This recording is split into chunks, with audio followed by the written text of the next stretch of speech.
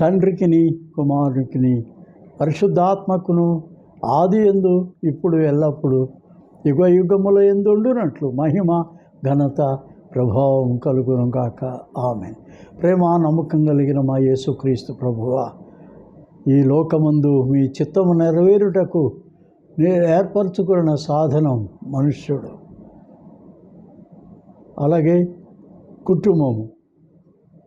మీ చిత్తము జరిగించుట, మీ ప్రణాళిక, మీ ఆలోచన చొప్పున వారి జీవితాలకు మేలు కలుగుటకు, అలాగే మీ నామం మహిమపరచబడ్డానికి ఈ సృష్టిలో నీవు ఏర్పాటు చేసిన ఈ పరిశుద్ధమైన కుటుంబము అనే వ్యవస్థను బట్టి మీకు స్తోత్రములు, వందనములు.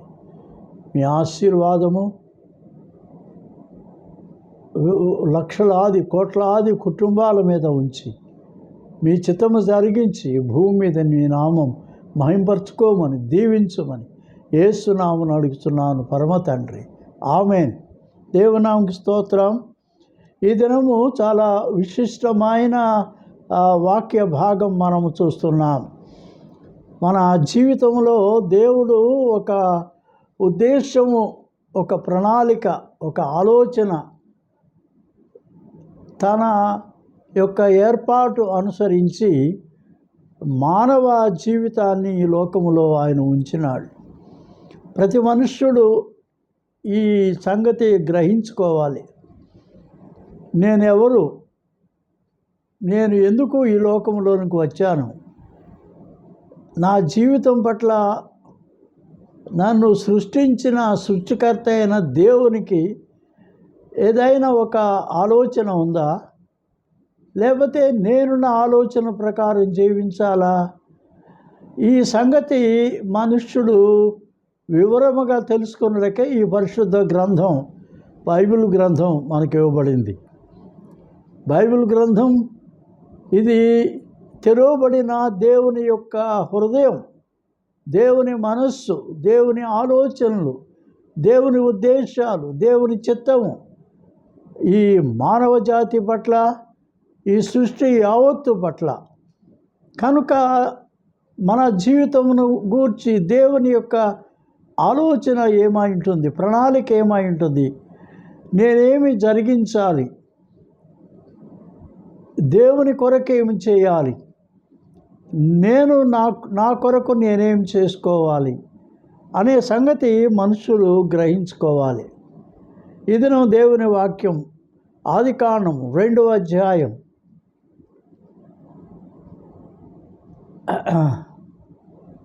13వ వచనం 13. మరియు దేవుడైన యెహోవా, నరుడు ఒంటరిగా ఉండుట మంచిది కాదు, వానికి సాటి అయిన సహాయమును వాని కొరకు చేయుదును అనుకునేను. దేవుని వాక్యములో ఈ దినం మనం గ్రహించే అపూర్వమైన సత్యం ఏమిటంటే, మానవ జీవితం పట్ల దేవునికి ఒక ఆలోచన ఉంది, దేవునిదైన చిత్తం ఉంది, దేవునిదైన ఏర్పాటు ఉంది, దేవునిదైనటువంటి ఒక అభిప్రాయం, అభిలాష దేవునికి ఉంది. అదేంటంటే మనుష్యుని జీవితంలో దేవుడు పనిచేయాలి. God wants to work in and through the man kind. మనుష్యుని ద్వారా దేవుడు ఈ లోకంలో పనిచేయాలి, ఈ భూమి మీద ఆయన పనిచేయాలి, ఆయన చిత్తము జరిగించాలి, ఆయన ఆలోచన జరిగించాలి, ఆయన ఉద్దేశములు, ఆయన ప్రణాళికలు జరిగించాలి. అపూర్వమైన దేవుని సాధనం మనుష్యుడు. కనుక నరుని జీవితాన్ని దేవుడు పరిశీలనగా చూచినప్పుడు, నరుడు ఒంటరిగా ఉండుట మంచిది కాదు అన్నాడు. ఎందుకు ఒంటరిగా ఉండుట మంచిది కాదు? దేవునికి తెలుసు. ఎందుకంటే దేవుని యొక్క దైవత్వము, గాడ్ హెడ్ అంటారు, దైవత్వము ఇది త్రిత్వ దేవుడు. ఆయన ముగ్గురుగా ఉన్నాడు, తండ్రి, కుమారుడు, పరిశుద్ధాత్మగా ఉన్నాడు. కనుక మానవులలో కూడా దేవుడు ఒక త్రిత్వాన్ని పెట్టాడు. అది మన యొక్క ఆత్మ, మన మనస్సు, మన యొక్క శరీరము. ఇది ఈ త్రిత్వము, ఈ త్రిత్వమే ఒక వ్యక్తి, మనుష్యుడిగా ఉన్నాడు. అలాగే దేవుడు కూడా తండ్రి, కుమారుడు, పరిశుద్ధాత్మ ఒక త్రిత్వము. ఆయన ఒక దేవుడుగా ఉన్నాడు, ఒక్కడే దేవుడుగా ఉన్నాడు. కనుక మానవ జీవితంలో ఈ ఒంటరితనం అనేది ఉండటానికి వీల్లేదు. మనుష్యుని జీవితానికి ఒక అతనికి సరిపోయిన, అతనికి చక్కగా అన్ని విషయాల్లో తోడుగా ఉండే ఒక సాటి అయిన సహాయం అతనికి ఉండాలి. కాబట్టి God wants that man should have a helpmate, not meat. హెల్ప్మేట్ అంటే సరిగ్గా అతనికి కావలసినంత సహాయం. అది ఆలోచనలో కానీ, ఉద్దేశాల్లో కానీ, అతని యొక్క ఆశల్లో కానీ, అపేక్షల్లో కానీ, శరీర సంబంధమైన ఆశల్లో కానీ, తలంపుల్లో కానీ, అన్నిట్లో కూడా ఒక సరి సమానమైన జోడుగా ఒక సాటి అయిన సహాయము కావాలి. కాబట్టి ఇంకా ఆ సహాయానికి సాటి అయినది ఇంక ప్రపంచంలో ఏదీ లేదు. There is no equal help with this God's creation of woman. సాటి అయిన సహాయం ఆమె యొక్క పేరు. కాబట్టి ఆ పేరులోనే ఆమెకున్న విధి ఏది అంటే, కార్యక్రమం ఏది అంటే, ఆమె జీవితం పట్ల దేవుని ప్లాన్ ఏంటి, పర్పస్ ఏంటంటే, మనుష్యునికి సరిపోయిన చాలినంత సహాయం. ఇంకా అటువంటిది ప్రపంచంలో వేరుగా ఇంకొకటి లేదు. ఒక అద్వితీయమైన సహాయం. కాబట్టి హెల్ప్ మేట్. కాబట్టి వానికి సాటి అయిన సహాయము వాని కొరకు చేయదును అనుకునేను. దేవుని బిడ్డలారా, ఈ సంగతి మీరు గమనించండి. దేవుడి లోకమునకు ఒక పరిపూర్ణమైన, పరిశుద్ధమైన, ఒక చక్కటి వ్యవస్థను దేవుడు ఏర్పాటు చేస్తున్నాడు. ఆ వ్యవస్థ పేరే కుటుంబము, ఫ్యామిలీ. ఆ కుటుంబానికి ఈ ఇద్దరు కూడా, ఈ పురుషుడు కానీ స్త్రీ కానీ, ఒక రెండు చక్రాలు లాంటి వాళ్ళు. ఇద్దరు కలిస్తేనే ముందుకు సాగుతారు. ఆలోచనలో కానీ, ఆశల్లో కానీ, అపేక్షల్లో కానీ, వారి ఉద్దేశాల్లో కానీ, వారి యొక్క తలంపుల్లో కానీ, వారిద్దరిలో ఒక ఏకాభిప్రాయం ఉండాలి, ఒక ఏక మనస్సు ఉండాలి, ఏకతత్వం ఉండాలి, ఏకమైన ఒకే ఆలోచనతో వారు ముందుకు నడవాలి. అది దేవుని ఉద్దేశం. కుటుంబం అనగా ఎవరికి వారుగా ఉండకూడదు. వేరు ఉద్దేశాలు లేవు, వేరు ఆలోచనలు లేవు, వేరు ఇష్టాలు, తలంపులు ఉండవు. ఇద్దరిది కూడా ఏకాభిప్రాయంగా ఉండాలి.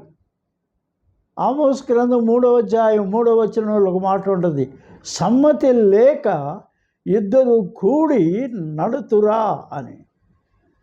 సమ్మతి అనే మాట అనగా సమమైన మతి, equal mind. In their thoughts, in their purposes, in their planning, in all that they do, they have the equal oneness of mind, singleness of mind. ఒకే మనస్సు, ఒకే ఆలోచన, ఒకే ఏర్పాటు.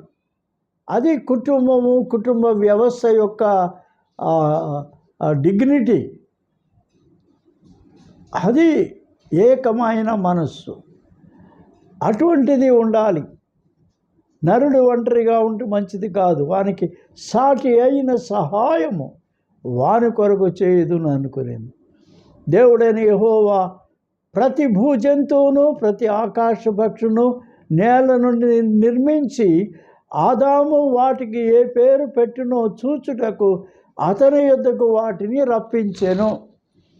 దేవుడే ఈ సృష్టి యావత్తును కూడా ఆదాము దగ్గరకు రప్పిస్తున్నాడు. ఎందుకంటే సృష్టి యొక్క ఈ యొక్క మహావిశ్వం అంతటిలో కూడా మనుష్యుడు దేవునితో ఒక భాగస్వామి, పార్ట్నర్, పాలిభాగస్థుడు. దేవుని తర్వాత దేవుని యొక్క కార్యం అంతా నిర్వహణ చేసేవాడు, కార్యనిర్వాహకుడు. ఈ CEO, ఎగ్జిక్యూటివ్ ఆఫీసర్ ఈ లోకంలో ఎవరు అంటే మనుష్యుడే. కాబట్టి దేవుడు మానవునికి ఒక గొప్ప హోదా అప్పచెప్తున్నాడు. ఆ పార్ట్నర్షిప్ అనేది మనుషుడికి ఇస్తున్నాడు. అదేది అంటే ఈ సృష్టిలో ఉన్న ప్రతిదానికి పేరు పెట్టయ్యా, నువ్వే పేరు పెడితే అదే ఇక దాని పేరు. కాబట్టి ఆ నేమింగ్, ఆ సెరిమనీ మనుషుని యొక్క సాధికారానికి అప్పచెప్పాడు. Partnership with God. We're co-partners with God. దేవునితో జతపని వారం మనం, దేవునితో పాలిభాగస్థులం మనం. ఆయన కార్యకలాపములలో, ఆయన చేసే పని అంతట్లో కూడా మనం ఇక్కడ ఎగ్జిక్యూటివ్ ఆఫీసర్సము. పనిలో సమానమైన బాధ్యత కలిగిన వారం. ఆ సంగతి మనుషులు గుర్తుంచుకోవాలి. కనుక వీటికి పేరు పెట్టి గొప్ప ఆధిక్యత మానవునికి ఇప్పించి మనుషుడి దగ్గరికే వాటన్నింటినీ రప్పించాడు. మానవుని దగ్గరికి ఇవన్నీ వచ్చినాయి. జంతువులు వచ్చినాయి, పక్షులు వచ్చినాయి, ఇంకా సముద్ర జలరాశులు, చేపలు, మరి ఇంకా ఇతర ప్రాకే ప్రాణులు, క్రీపర్స్, నేలను ప్రాకే ప్రతి పురుగు, every living creature was brought before man. మనుషుని దగ్గరకు అవి రప్పించబడి మరి ఒకసారి ఎక్కడ నోవహు నిర్మించిన ఓడ దగ్గరకు వీటన్నిటినీ దేవుడే రప్పించాడు. నోవహు వెళ్ళి వాటిని పిలుచుకు రాలేదు. వాటిని కేకేసి పిలిచి వాటిని ఓడ దగ్గరికి రప్పించలేదు. దేవుడే వాటిని ఓడ దగ్గరకు, నోవహు దగ్గరకు రప్పించాడు. వాటన్నిటి మీద నోవహుకే అధికారం ఇచ్చినట్టుగా మనము ఆదికాండం ఈ 7వ అధ్యాయంలో మనం దాన్ని చూస్తున్నాం. కాబట్టి ఆదాము దగ్గరికి ఇవన్నీ రప్పించబడి అప్పుడు ఆదాము సమస్త పశువులకు, సమస్త పక్షులకు, సమస్త భూజంతువులకు పేర్లు పెట్టెను. దేవుని యొక్క సహభాగస్థుడు అధికారపూర్వకంగా ఈ నేమింగ్ సెరమనీ, పేర్లు పెట్టే ఆ గొప్ప ఆధిక్యత మానవునికి ఇవ్వబడింది. మనం ఎప్పుడు కూడా ఒకటే తలంచాలి. మనం ఏ పని చేసినా ఆ పనిని మన ఒక్కరి కొరకే కాదు. We're co-partners with God. దేవునితో మనము జత పనివారము. ఆయన చేతి పని మనము చేస్తూ ఉన్నాం. ఈ యొక్క సృష్టి యావత్తు, ఈ నిర్వహణ అంతటిలో కూడా మనము కూడా దేవుని జత పనివారమై ఉన్నాము అనే సంగతి గుర్తెట్టుకోవాలి. దేవుడు ఆ ఆధిక్యత మానవునికి ఇచ్చినాడు గనుక మనుష్యుడు వాటన్నిటికీ పేర్లు పెట్టాడు. ఆ పేర్లే నేటి వరకు నిలిచి ఉన్నాయి. గాడిదని గాడిదన్నాడు, సింహాన్ని సింహం అన్నాడు, సర్పాన్ని సర్పం అన్నాడు, గొంగళి పురుగును గొంగళి పురుగు అన్నాడు. సముద్రంలో ఉన్న చేపలకు పేర్లు పెట్టాడు. అబ్బో, ఎన్ని రకాల చేపలు! ప్రధానికి చాలా పేర్లు ఉన్నాయి. చేపలన్నింటికీ అన్నీ ఒక రకంగా ఉండవు. ఎన్నో జాతుల చేపలు, వాటన్నిటికీ వివిధములైన పేరులు. పక్షులు, ఎన్ని రకాలైన పక్షులు, ఎన్ని రంగురంగుల అందమైన పక్షులు ఎన్ని ఉన్నాయి. వాటన్నిటికీ ఆయనే ఆదాము పెట్టిన పేర్లే. చిలకని చిలకన్నాడు, నెమలని నెమలన్నాడు, కాకిని కాకి అన్నాడు, పావురాన్ని పావురం అన్నాడు, గువ్వను గువ్వ అన్నాడు, గ్రద్దను గ్రద్ద అన్నాడు, గువ్వను గువ్వ అన్నాడు. ఏ పేరు పెడితే ఆ పేరే నేటి వరకు. ఎంత ఆధిక్యత మానవునికి ఉన్నది. ఇకపోతే మనం చూస్తే ఇంత చేసినా కూడా ఆ లోన్లీనెస్, ఆ ఒంటరితనం మనుషుని జీవితంలో ఉన్నట్టు దేవుడు గమనించాడు.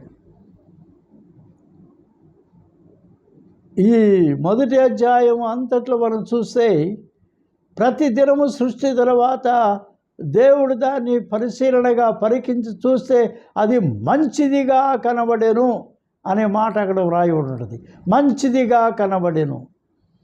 ఇక్కడ చూస్తే మనము మనుషుని యొక్క జీవితాన్ని చూస్తే అది దేవునికి 13వ వచనం, దేవుడని యెహోవా నరుడు ఒంటరిగా ఉండుట మంచిదిగా లేదు, మంచిది కాదు అన్నాడు. ఈ మానవ జీవితంలో ఏదో కొరత ఉంది, ఏదో వెలుతుంది, ఏదో అసంపూర్ణత ఉంది. దాన్ని పరిపూర్ణం చేయాలి, దాన్ని సంపూర్తి చేయాలి. అది నిండుగా ఉండాలి మానవ జీవితం. లోకంలో మనుషుల జీవితాల్లో వారి ఆలోచనలను మనం గమనించాలి. చాలామంది పురుషులు స్త్రీలను తేలిగ్గా చూస్తారు, చులకనగా చూస్తారు. కొన్నిసార్లు మానవ జీవితంలో ఉండే ఈ విషాదకరమైన విషయం ఏంటంటే, దేవుడు ఇది మేలు, నరుడు ఒంటరిగా ఉండడం మంచిది కాదు అన్నాడు. నరుని యొక్క ఒంటరితనం తీసివేయాలి. అతనికి సాటి అయిన సహాయం అతనితో ఉండాలి. అతనికి మేలు కలిగేటట్టుగా దేవుడు చేశాడు. కాబట్టి వివాహములో భార్య భర్తలు ఒకరికొకరు మేలు చేసుకోవాలి. భార్య దొరికిన వానికి మేలు దొరికెను అని చెప్పినట్టు వాక్యంలో. మేలు, ఇంకా అలాంటి మేలు ప్రపంచంలో ఇంకెక్కడా లేదు. ఎవరు ఇవ్వలేరు, చేయలేరు. అది దేవుడే ఇచ్చిన మేలు భార్య. అంచేత ఈ యొక్క మరి కుటుంబంలో భార్యాభర్తలు ఒకరిని ఒకరు ప్రేమించుకోవాలి, సన్మానించుకోవాలి, గౌరవించుకోవాలి. ఒకరి తలంపు మరొకరు పంచుకోవాలి. ఒకరి ఇష్టాన్ని మరొకరి ఇష్టాన్ని, అభిరుచుల్ని వారి గమనించుకుంటూ వారిద్దరూ కూడా ఏకంగా ఉండటానికి ప్రయత్నం చేయాలి. ఇది చాలా ప్రాముఖ్యం. కానీ నేడు మనం చూస్తుంది ఏంటంటే కలహించుకోవడం, ఒకరితో ఒకరు విభేదించుకోవడం, నీది ఇది నాది అనుకోవడం. కొన్నిసార్లు విడాకుల వరకు వెళ్ళిపోతున్నారు, విడిపోయే జీవితాలు అయిపోతుంది. కానీ దేవుని వాక్యంలో ఇది మనము గమనిస్తే, దేవుని యొక్క వాక్యంలో మత్తయి సువార్తలో ప్రభువారు చెబుతున్నటువంటి మాట ఏది అంటే, నరుడు ఒంటరిగా ఉండటం మంచిది కాదు. అతనికి సాటి అయిన సహాయంగానే దేవుడు స్త్రీని నిర్మించాడు. కాబట్టి మత్తయి సువార్త 19వ అధ్యాయంలో దేవుడు ప్రభువారు చెప్తున్నటువంటి మాట ఏంటంటే,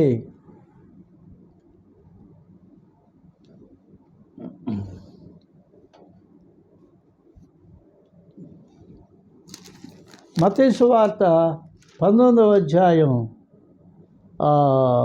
5 ఇందు నిమిత్తం పురుషుడు తల్లిదండ్రులను విడిచి తన భార్యను హత్తుకొనుడు. ఇంకా పైన చదివితే ఏ హేతువు చేత అయినా పురుషుడు తన భార్యను విడనాడుట న్యాయమని అడుగగా ఆయన సృజించిన వాడు ఆది నుండి వారిని పురుషునిగాను స్త్రీనిగాను సృజించెను అనియు, ఇందు నిమిత్తం పురుషుడు తన తల్లిదండ్రులను విడిచి తన భార్యను హత్తుకొనును, వారిద్దరూ ఏక శరీరముగా ఉందరు అని చెప్పాను. కాబట్టి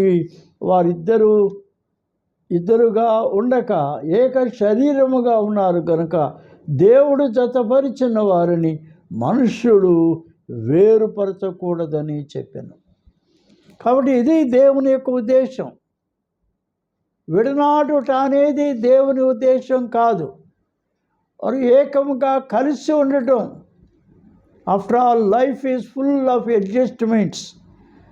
అడ్జస్ట్ చేసుకోవాలి, ఒకరితో ఒకరు సహకరించుకోవాలి, సర్దుబాట్లు చేసుకోవాలి. అలా ఉంటేనే కుటుంబము ఎంతో నెమ్మదిగా, సంతోషంగా, ఆనందంగా, దేవునికి ఇంపైనదిగా, దేవునికి ఇష్టమైనదిగా ఆ కుటుంబం ఉంటుంది. అంచేత దేవుడు వారిని ఏకము చేసినాడు. విడనాడుట అనేది దేవుని ఉద్దేశం కాదు. ఇది స్త్రీ పురుషులిద్దరూ స్పష్టంగా గమనించుకోవలసిన విషయం. దేవుని ఉద్దేశం ఏంటంటే ద శాంక్టిటీ ఆఫ్ మ్యారేజ్. వివాహము ఇది పరిశుద్ధ వివాహము అని పిలువబడుతుంది.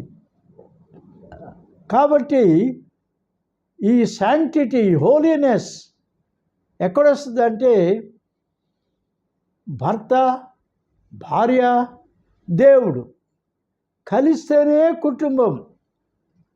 ఇదొక ట్రయాంగిల్. దేవుడు, పురుషుడు, స్త్రీ, దేవుడు, భర్త, భార్య కలిస్తేనే ఒక కుటుంబం, a holy family, God's family. The crown of a family is divinity, డివైన్నెస్.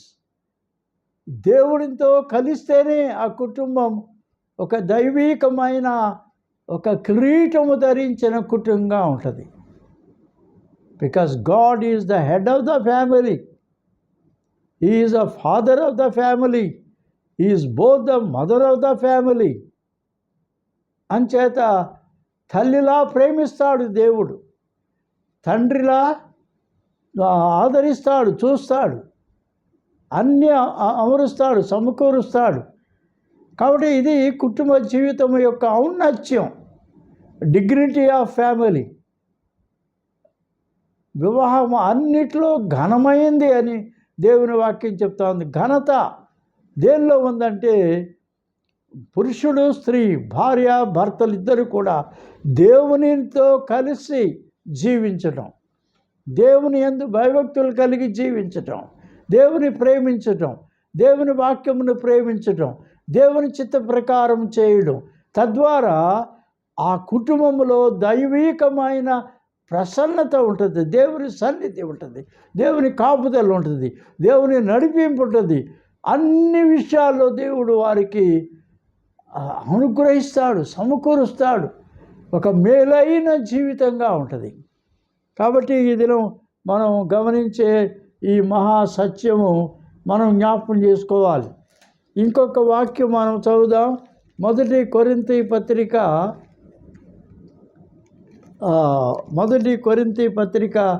11వ అధ్యాయం 9వ వచనం.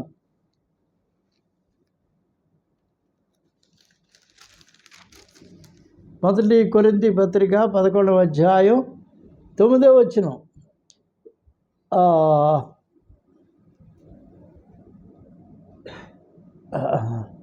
స్త్రీ పురుషుని మహిమయ్య ఉన్నది, ఏలయనగా స్త్రీ పురుషుని నుండి కలిగనే కానీ పురుషుడు స్త్రీ నుండి కలగలేదు కదా. మొట్టమొదట స్త్రీ ఎక్కడి నుంచి వచ్చింది? పురుషునిలో నుండి వచ్చింది. అతనిలో ఒక ఎముక, అతనిలోని మాంసము, అతని నరములలో నుండి ఆమె వచ్చింది. కాబట్టి she came from the man, not man from the woman. ఆ తర్వాత జరిగేది ఏది అంటే, ఏ శిశువు పుట్టినా స్త్రీ ద్వారానే పుడతాడు ఈ లోకంలో. అది ప్రకృతి సహజ సిద్ధమైంది. కానీ మొట్టమొదట ఆదిలో పురుషునిలో నుండి స్త్రీ, అతని ఎముకలలో ఒక ఎముక, అతని మాంసంలో ఒక మాంసం. కనుకనే భక్తుడైన పౌలు వ్రాస్తున్న మాట, పురుషుడైతే దేవుని పోలికయు మహిమయును అయి ఉన్నాడు కనుక తల మీద ముసుగు వేసుకోనకూడదు. కానీ స్త్రీ పురుషుని మహిమ అయి ఉన్నది. ఏలైనగా స్త్రీ పురుషుని నుండి కలిగినే గాని పురుషుడు స్త్రీ నుండి కలగలేదు. మరియు స్త్రీ పురుషుని కొరకే గాని పురుషుడు స్త్రీ కొరకు సృష్టింపబడలేదు. ఇందువలన దేవదూతలను బట్టి అధికారం సూచనగా స్త్రీకి తల మీద ఉండవలెను. ఏది? ముసుగు. ఇది దేవుని యొక్క చిత్తం. కాబట్టి దేవుని యొక్క ఉద్దేశము కుటుంబం పట్ల ఒక గొప్ప ఔన్నత్యమైన కుటుంబం, a great highly elevated desire of God. అది ఏది అంటే కుటుంబము ఆయన గొప్పగా ప్రేమించే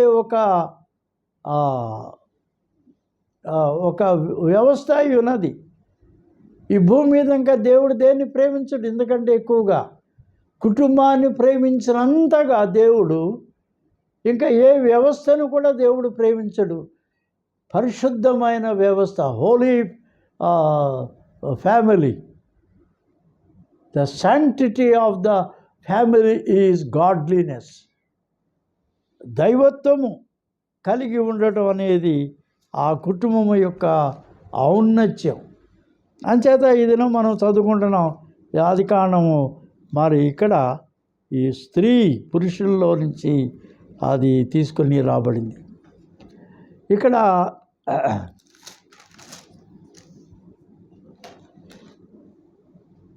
దేవుని యొక్క ఉద్దేశం మనం గమనిస్తూ ఉన్నాం.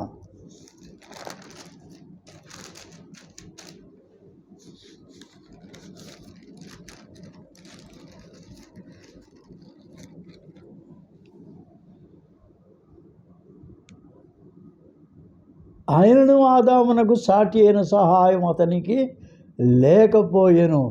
That is the need of the man, డెత్ ఆఫ్ ద మ్యాన్. కొరత, మనుషుని యొక్క జీవితంలో ఉన్న లోటు ఏంటంటే, కొరత ఏంటంటే అతను సంపూర్ణుడు కాదు. స్త్రీ లేకుండా, భార్య లేకుండా పురుషుడు భర్త సంపూర్ణుడు కాడు. వారిద్దరూ కలిస్తేనే ఒక సంపూర్ణమైన వ్యక్తిత్వం, ఒకే శరీరం, వన్ సింగిల్ పర్సనాలిటీ, ఒకే వ్యక్తి. కనుక ఆ లోటు దేవుడు చూశాడు. దేవుడైన యెహోవా ఆదామునకు గాఢ నిద్ర కలుగు చేసి అతను నిద్రించినప్పుడు అతన్ని ప్రక్కటెముకలలోకి దానిని చేసి ఆ చోటును మాంసముతో పూడ్చివేసాను. ఆదాము చేసినట్టే మళ్ళీ ఒక మట్టి బొమ్మను తయారు చేసి దేవుడు ఆ మట్టి బొమ్మలో కూడా ఆయన ఊపిరి ఊది, తన ఆత్మను ఊది ఇంకొక వ్యక్తిగా చేయొచ్చు కదా. అలా చేయలేదు దేవుడు స్త్రీని. ఎందుకనంటే అలా చేస్తే నువ్వెవరో నేనెవరో, నీకు నాకు సంబంధం లేదు, నువ్వొక వ్యక్తివి నేను ఒక వేరే వ్యక్తిని అనేటటువంటి ఆలోచన వస్తుంది. కనుక అట్లా రాకూడదు. ఒకే వ్యక్తిగా ఉండాలి వారిద్దరు. One person, singleness of a person, man and woman, oneness both in body, mind and spirit. అది దేవుని యొక్క ఉద్దేశం. అందుచేత అతడు నిద్రించినప్పుడు అతని ప్రక్కటెముకలలో ఒక దానిని తీసి, ఎముకల్లో నుంచి ఎందుకు తీయాలి? మాంసంలోంచి తయారు చేయొచ్చు కదా. నరాలు కండరాల్లోంచి తీసి స్త్రీని నిర్మించవచ్చు కదా. ఎముకే ఎందుకంటే ఇప్పుడు మనం ఈ కాంక్రీట్ బిల్డింగ్స్ చూస్తున్నాం. ఈ కాంక్రీట్ బిల్డింగ్స్లో ఉన్న ఇదేంటంటే స్ట్రెంగ్త్ ఏంటంటే, ఇది కేవలం సిమెంటు, ఇసుక, కంకర కాదు. దీంతోపాటు ఏముందంటే ఐరన్ ఇనుము ఉంది. ఆ ఇనుముతో ఒక స్ట్రక్చర్ తయారు చేసి దానిలో ఈ యొక్క సిమెంటు, ఇసుక, కంకర మొత్తం మిక్స్ చేసి ఆ స్ట్రక్చర్లో పోస్తున్నారు, ఇనుప చట్రంలో. అప్పుడు ఆ యొక్క రీఇన్ఫోర్స్డ్ కాంక్రీట్ అంటారు దాన్ని. రీఇన్ఫోర్స్డ్ కాంక్రీట్ బిల్డింగ్కి బలమేది అంటే ఆ ఇనుము. అంచేత the strength of the reinforced concrete building is the iron, ఇనుము. స్త్రీ ఒక కుటుంబానికి ఒక రీఇన్ఫోర్స్డ్ కాంక్రీట్ పిల్లర్ లాగా ఉంటుంది. ఇనుము అందుకు ఎట్లా అయితే ఆ ఇంటికి నిర్మాణానికి అవసరమో, ఒక కుటుంబము స్థిరంగా నిలబడాలి అంటే ఆ కుటుంబానికి ఒక స్త్రీ అవసరం, ఒక గృహిణి అవసరం ఆ గృహానికి. ఎందుకంటే ఆమె ఇల్లాలు అనే మాట మనం గమనిస్తే, ఇల్లాలు ఆ ఇంటి యొక్క ఇల్లాలు, ఆమె మీదనే ఆ కుటుంబము నిలబడి ఉంటుంది. మిగతా వాళ్ళంతా భర్త కానీ పిల్లలు కానీ బయటికి వెళ్ళి వస్తారు, ఏదో పనులు చేస్తారు, కానీ ఆ ఇంటి అంతటి వ్యవహారం చూసేది భార్యే, స్త్రీయే, ఇల్లాలే. కనుక ఆమె బలంగా ఉండాలి. 3000 సంవత్సరాలు 4000 సంవత్సరాల క్రితం కూడా ఉన్నటువంటి అస్థిపంజరాలు ఇప్పుడు దొరుకుతున్నాయి. ఈ యొక్క ఎక్స్కవేషన్స్లో పురాతనమైనటువంటి అస్థిపంజరాలు బయటపడుతున్నాయి. వాటిని కార్బన్ డేటింగ్తో చూస్తే, అబ్బో ఈ అస్థిపంజరం ఇది 4000 సంవత్సరాల క్రితం దండి, 5000 సంవత్సరాల క్రితం దండి అని చెప్పని దాని యొక్క కాల వయస్సును లెక్కగట్టి తెలియజేస్తున్నారు. ఎందుకంటే శరీరంలో ఏదైనా అది మట్టిలో కలిసిపోద్ది, కానీ ఎముక మట్టుకు మట్టిలో కలిసిపోదు. మనం ఆ శ్మశానాల దగ్గరికి వెళ్తే కనబడతాయి బోళ్ళు ఎముకలు, పుర్రీలు, ఎముకలు అన్నీ కనబడతా ఉంటాయి. మరి అవి ఎందుకు నశించి మట్టిలో కలిసిపోవడం లేదు? ఎందుకు కలిసిపోవంటే అది కలిసిపోవు. ఎందుకంటే దేవుడు వాటికి ఒక బలమైన స్థిరత్వం ఇచ్చాడు, స్ట్రెంగ్త్ ఇచ్చాడు. అలాగే ఇల్లు నిలబడాలి అంటే ఆ స్త్రీ వల్లే, ఆ ఇల్లాల వల్లే ఆ ఇల్లు నిలబడింది. అంచేత గుణవతి అయిన భార్య దొరుకుట అరుదు. అటుది ముత్యము కంటే కూడా చాలా విలువైంది. దేవుని బిడ్డలారా, ఇది గమనించండి. డోంట్ లుక్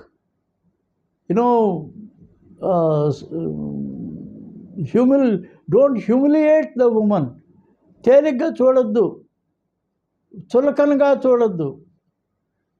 ఈ నువ్వెంత, నీ యొక్క ఇదంతా అనే మాటలు అనొద్దు. ఎందుకంటే ఆమె ఆ ఇల్లు నిలబడడానికి మూల స్తంభం. అది 144 దావీదు కీర్తన చూస్తే అక్కడ ఏముంటుందంటే, మీ కుమార్తెలు ఈ నగరునికై చెక్కబడిన మూల స్తంభం వంటి వారు అని చెప్పని ఉంటుంది. మూల స్తంభాలండి. జాగ్రత్తగా చూడండి. కుటుంబం నిలబడాలి. కుటుంబంలో భార్య, భర్తలు, పిల్లలు ఒక చక్కగా దేవుని యొక్క ఇంపైనటువంటి దేవుని బిడ్డలుగా ఉండాలంటే ఆ గృహిణి చాలా అవసరం. సామెతల గ్రంథం 31వ అధ్యాయం కనుక చూస్తే ఒక ఆదర్శవంతురాలైన గృహిణి అక్కడ మనకు కనిపిస్తుంది. తెల్లవారుజామునే వేకువజామునే 3ంటికే లేచి ఆమె తన కుటుంబం అంతటి కొరకు ఆవిడ ప్రార్థన చేస్తూ ఉంటుంది. తన భర్త యొక్క అవసరాలు చూస్తుంది, తన బిడ్డల యొక్క అవసరాలు చూస్తుంది, తన కుటుంబం యొక్క మనుగడకు ఏమేమి పనులు చేయాలి, ఏమేమి వ్యాపారాలు చేయాలి, ఏమేమి వస్తువులు సిద్ధపరచాలి. She has great responsibility to build a house. గుణవతురాలైన స్త్రీ తన ఇల్లు కట్టుకుంటుంది. కాబట్టి దేవుని బిడ్డలారా, స్త్రీని ఎంత మాత్రం చులకనగా చూడొద్దు, అల్పముగా చూడొద్దు. ఆమెను గణపరచండి, ఆమెకి ఇవ్వాల్సిన గౌరవం ఆమెకి ఇవ్వండి, ఆమెకి ఇవ్వాల్సిన ప్రేమ, ఆప్యాయత, అనురాగం, ఆమె యొక్క మంచి చెడ్డలు జాగ్రత్తగా చూడండి.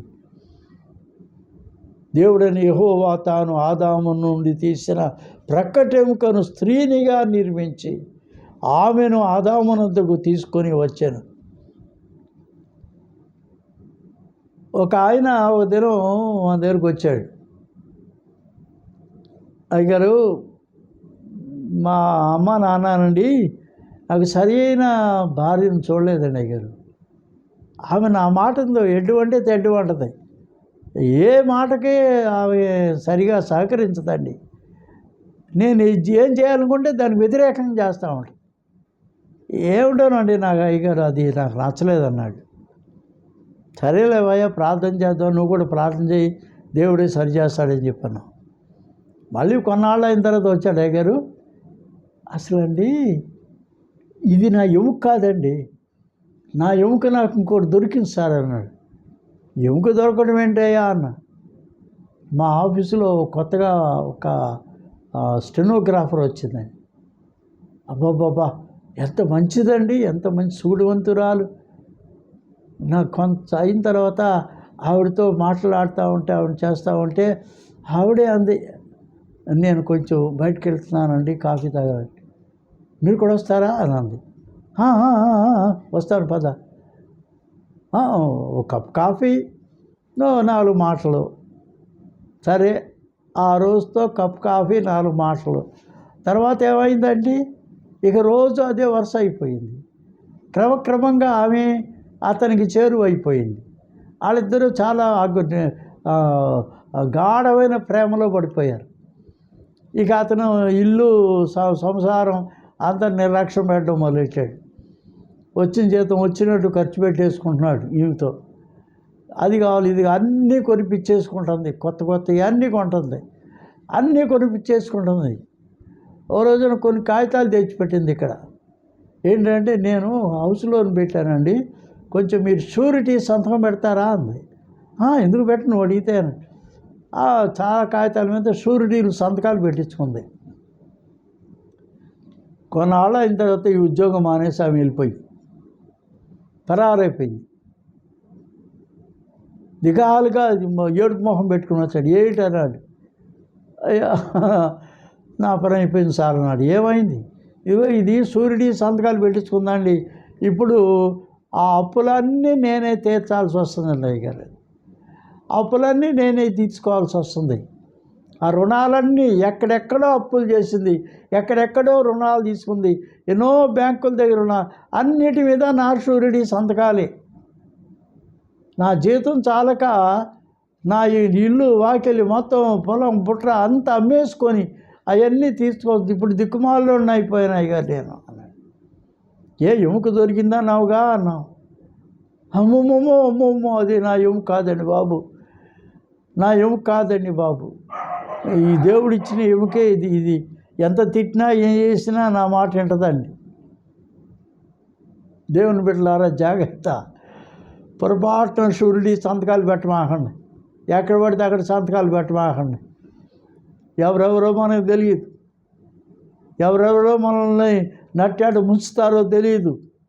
జాగ్రత్త. సంసారాన్ని పాడు చేసుకోవద్దు, నీ ఇల్లు పాడు చేసుకోవద్దు. దేవుడిని ప్రేమతో నీకు ఇచ్చిన నీ భార్యే నీ కొరకు దేవుడు సిద్ధపరిచిన ఎముక. ఆమెను గౌరవించు, ఆమెను గౌరవించు. ఆదాము తర్వాత ఆ చోటును మాంసంతో పూడ్చివేశాను. తర్వాత దేవుడైన యెహోవా తాను ఆదాము నుండి తీసిన ప్రక్కటెముకను స్త్రీనిగా వివరించి ఆమెను ఆదాము దగ్గర తీసుకుని వచ్చాను. అప్పుడు ఆదాము ఇట్లా, నా ఎముకలలో ఒక ఎముక, నా మాంసములో మాంసము, ఇది నరుల నుండి తీయబడిన కనుక నారీ అనబడు. ఇప్పుడు అన్నిటికీ పేర్లు పెట్టాడు ఆదాము.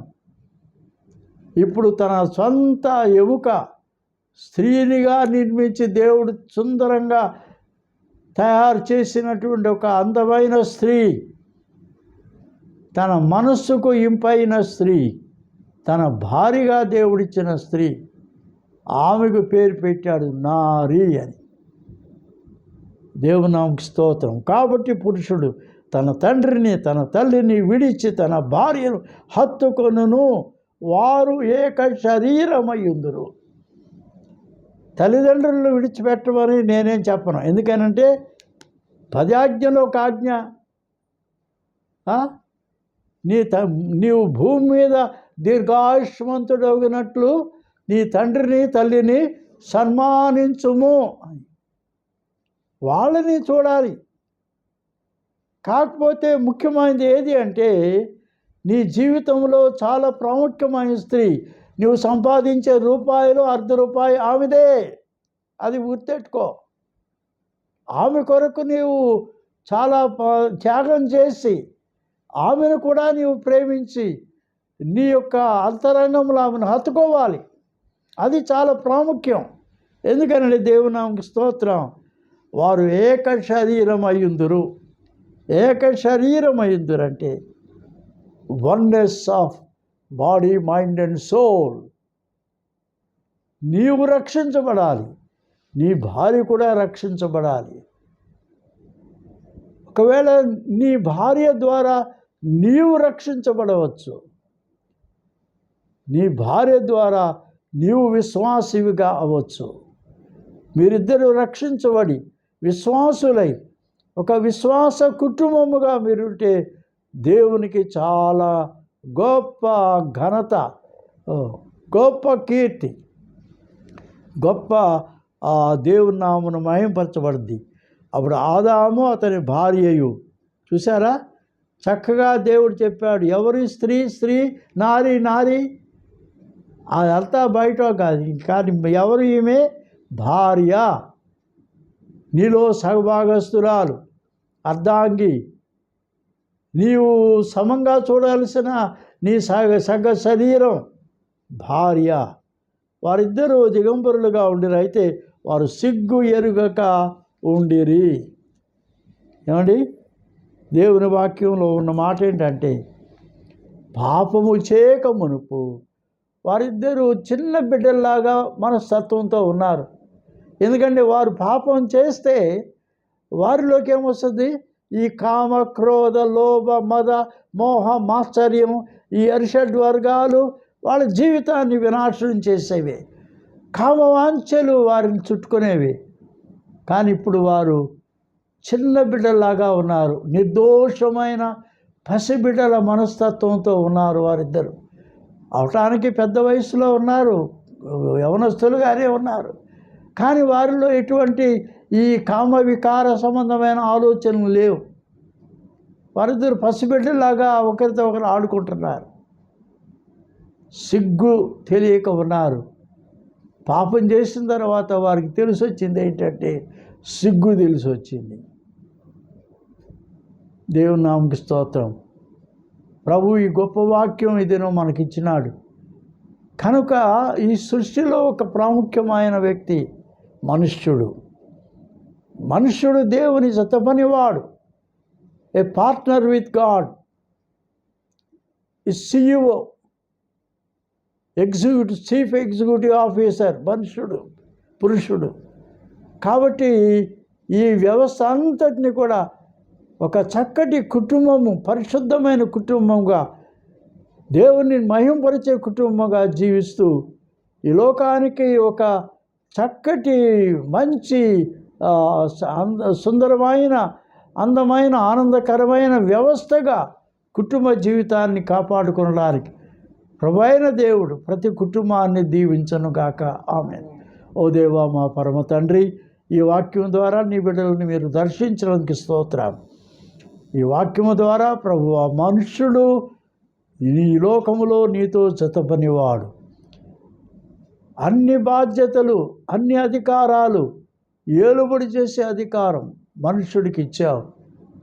ఒక శిరస్సుగా ఇంటికి, కుటుంబానికి, ఆ కుటుంబానికి ఒక నాయకుడిగా ఉండాలి. ఆ కుటుంబ వ్యవస్థను దేవుని కొరకు పరిశుద్ధతలో, పవిత్రతలో, ప్రేమలో, విశ్వాసములో, నీతి కొరకు జీవించగలిగిన ఒక మంచి కుటుంబాన్ని ఈ లోకములో ఉండుటకు ప్రభువా, నీవు ప్రతి కుటుంబాన్ని దీవించుము, భార్యాభర్తలను ఆశీర్వదించుము. ఈ సమాజము, సంఘము, ఈ కుటుంబ వ్యవస్థను ఘనముగా ఇంచుటకు మీ నా మహిమార్థమై ప్రతి కుటుంబము ఘనపరచబడుటకు సహాయం చేయు. ప్రభువా యేసు పుణ్యనామమున ప్రార్థిస్తున్నాను పరమ తండ్రి. ఆమేన్. ఇప్పుడు తండ్రి, కుమారుడు, పరిశుద్ధ ఆత్మ త్రియేక దేవుని దీవెన, దైవాశీస్సులు మీకు తోడైండును గాక. ఆమేన్.